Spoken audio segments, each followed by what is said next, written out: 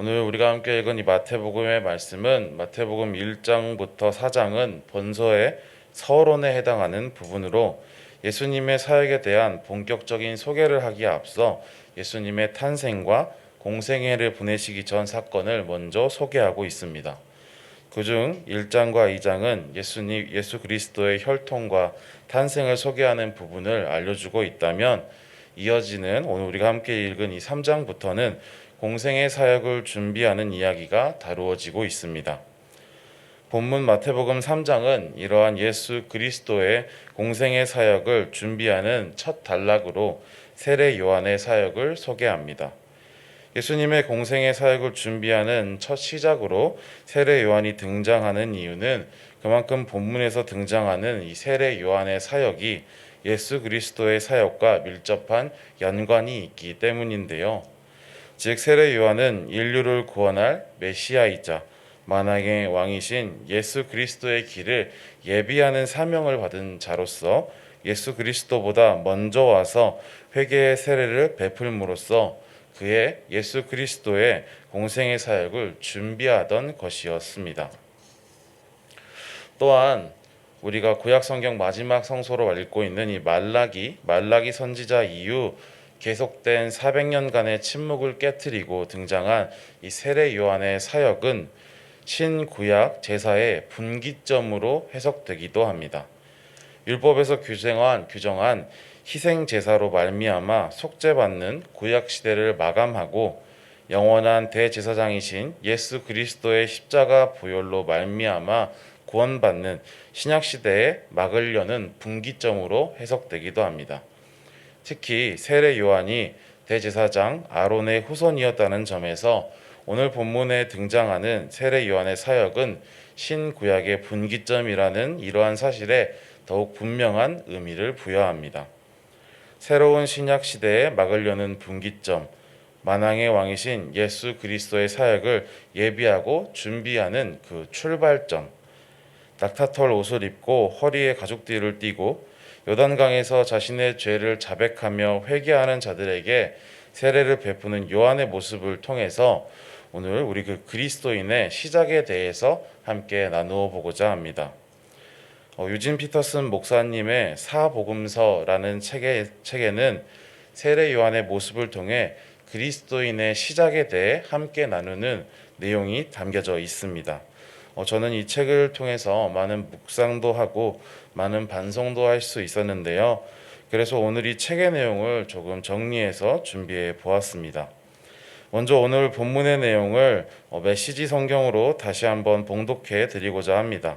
같은 내용을 담고 있는 이 마가복음의 말씀을 메시지 성경으로 제가 한 번 더 봉독해 드리겠습니다. 마가복음 1장 4절부터 8절까지의 말씀입니다. 메시지 성경으로 읽겠습니다. 세례자 요한이 광야에 나타나서 삶을 고쳐 죄 용서를 받는 세례를 선포했다. 유대와 예루살렘으로부터 사람들이 떼를 지어 그에게 와서 죄를 고백하고 요단강에서 그에게 세례를 받고 삶을 고치기로 결단했다. 요한은 낙타털로 된 옷을 입고 허리에 가죽띠를 둘렀다. 그리고 메뚜기와 야생 꿀을 먹었다. 요한은 이렇게 전했다. 진짜는 이제부터다. 이 드라마의 주인공은 너희의 삶을 바꾸어 놓으실 것이다. 그분께 비하면 나는 잔심부름꾼에 지나지 않는다. 나는 너의 옛 삶을 바꾸어 천국의 삶을 준비시키려고 이 강에서 세례를 주고 있다. 그러나 그분의 세례, 성령의 거룩한 세례는 너희를 완전히 바꾸어 놓을 것이다. 유진 피터스 목사님은 이 메시지 성경을 통해서 오늘의 본문을 바라보시며 이 본문을 통해 인생을 조명하고 있으십니다. 복잡한 우리의 인생을 보며 인간으로 산다는 것이 무엇인지 고민합니다. 그리고 우리가 인간으로 산다는 것을 고민하고 깨달을 때 우리는 마치 미로에 빠진 듯한 느낌을 받는다라고 이야기하십니다. 이것은 길을 걸으며 만나는 막다른 골목 앞에서 새로운 방법, 새로운 길, 그리고 이 막다른 길로 오게 된 이 길이 잘못된 길이라는 새로운 정보를 깨닫는 우리의 본성을 먼저 찾게 된다는 것인데요. 바로 인간의 이 동물적인 기슬 습득, 기술 습득이라는 본성을 말하고 있습니다. 걷는 방법, 숟가락과 젓가락을 쓰는 방법, 언어를 사용하는 방법 등등 인생에서 우리는 수많은 방법, 기술들을 통해서 삶을 채워갑니다. 그리고 그 기술들이 숙달되고 숙련될 쯤부터 우리는 그것만으로는 부족하다는 것을 깨닫게 된다라고 말하고 있습니다.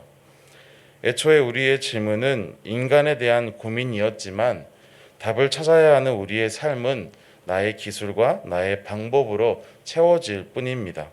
하지만 이것들은 인간에 대한 이해를 온전히 가져다 주지 못합니다. 주소를 알면 해가 졌을 때 집으로 찾아올 수 있고 단어를 알면 언어가 다른 사람과도 대화할 수 있지만 그런 것들이 인간이 된다는 것, 곧 내가 된다는 것에 대한 고민에 답을 찾아주지는 못하기 때문입니다. 유진 피터스 목사님은 이런 인간에 대한 고민이 가장 크고 깊은 시기를 청소년기라고 책에서 언급하시지만 이런 혼란은 청소년기에만 국한되지 않은 것 같습니다.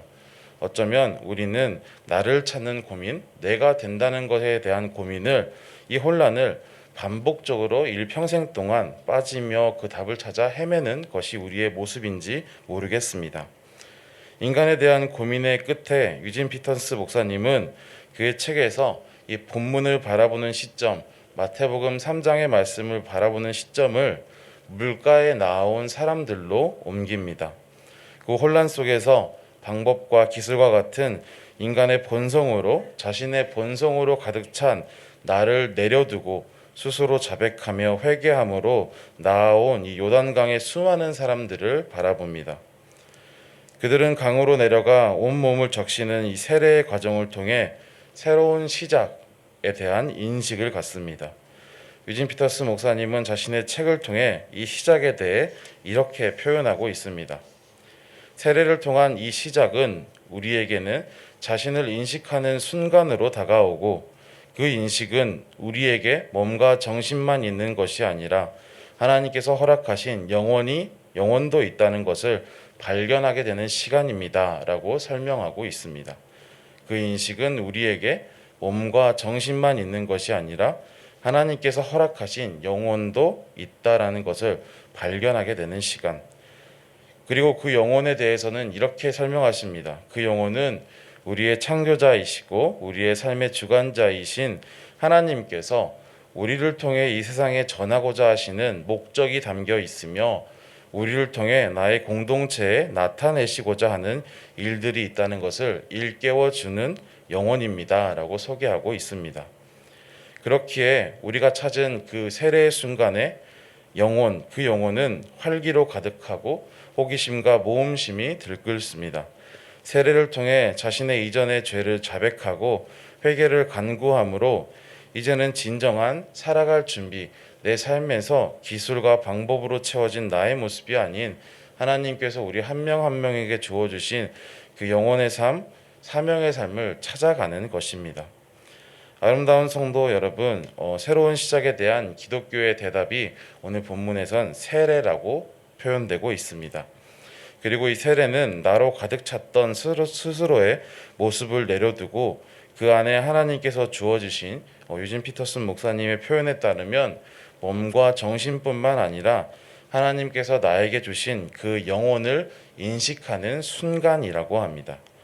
새로운 한 주를 시작하는 이 월요일 새벽의 시간, 또 민족의 귀중한 명절로서 새로운 만남을 기대하고 있는 이 또 다른 또 작은 시작의 순간, 우리가 활기로 가득하고 호기심과 모험심으로 들끓었던 그 세례의 기쁨과 하나님께서 나를 통해 전하고자 하시는 목적, 나를 통해 나의 공동체에 나타내시고자 하는 일들이 있다는 그 사실을 기억하시면서 여러분의 가정 안에 공동체와 모든 만남 가운데 세례의 기쁨으로 하나님께 나아온 여러분을 통해 하나님의 사역이 이어질 수 있는 귀한 한 주간 또 설 명절의 평안한 시간 되시기를 소망합니다. 함께 기도하시겠습니다. 하나님, 오늘 말씀을 통해 하나님께서 우리에게 허락하신 그 은혜를 기억합니다. 나의 신앙의 고백을 주님께 드리며 하나님 앞에 나의 본성을 내려두고 죄를 자백하며 온전한 회개를 구할 때 주께서 우리에게 부어주신 그 사랑과 용서의 응답을 기억합니다. 비록 주님 연약한 우리는 그 응답을 기억하지만 계속해서 넘어지고 계속해서 흔들리며 계속해서 주저하지만 주님께서 우리의 마음에 부어주신 그 시간, 용서와 새로운 시작의 시간을 간직하게 하시고 어느 때나 그 마음으로 나도 용서하며 사랑하고 헌신할 수 있는 그리스도인이 되게 하여 주시옵소서. 특별히 주님 설 명절을 맞이하여 오늘 말씀을 기억합니다. 새로운 해의 시작, 새로운 만남과 많은 인연들 앞에 우리의 죄를 용서하신 하나님의 사랑처럼 우리도 서로를 용서하고 사랑함으로 우리의 헌신을 통해 나의 만남, 나의 가족 간에, 나의 모든 공동체 안에 하나님의 복음의 은혜를 전할 수 있는 아름다운 성도 되게 하여 주시옵소서. 또한 주님 오늘 기도의 시간을 기억하고 오직 주님 앞에만 고백하고 내려놓는 우리의 간절한 기도와 간구의 제목들이 있습니다. 이 새벽 주께서 귀 기울여 주심으로 우리의 삶을 통해 응답을 찾을 수 있는 한 주 되게 하여 주시고 간절함에 충만함으로 연약함에 큰 힘으로 나의 두려움에 담대함으로 우리를 그 응답의 순간까지 인도하여 주시옵소서. 명절의 기간 안타까운 사고와 육신의 질고로 인해서 공동체 가운데 가정 안에 함께하지 못하는 성도들이 있음을 압니다. 주님 찾아가서 함께하여 주시고 환부와 고통 속에 있는 모든 곳에 사랑의 손길을 덮어주셔서 속히 회복하여 주님의 사역을 함께하는 동반자로 또 동역자로 이곳에 함께 서게 하여 주시옵소서. 언제나 우리를 용서하시고 사랑하심을 통해 부족한 우리로 하나님의 일을 감당하게 하시는 자비하시고 은혜가 충만하신 예수님의 이름으로 기도드립니다. 아멘.